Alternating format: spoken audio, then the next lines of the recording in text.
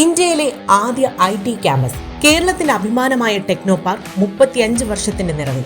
സംസ്ഥാനത്തിന്റെ IT കയറ്റുമതി രംഗത്ത് സുപ്രധാന സംഭാവനയാണ് ടെക്നോ പാർക്ക് നൽകുന്നത്. 2023-24 സാമ്പത്തിക വർഷത്തിൽ 13,255 കോടിയായിരുന്നു ടെക്നോ പാർക്കിലെ കമ്പനികൾ നേടിയെടുത്തത്. 2025-ൽ 15% അധിക വളർച്ചയാണ് പ്രതീക്ഷിക്കുന്നത്. നിലവിൽ വികസനത്തിലിരിക്കുന്ന 4 ദശലക്ഷം ചതുരശ്ര അടിയിലധികം വിസ്തീർണമുള്ള പദ്ധതി പൂർത്തിയായാൽ പ്രതീക്ഷിക്കുന്നത് 30,000-ലധികം പുതിയ തൊഴിലവസരങ്ങൾ.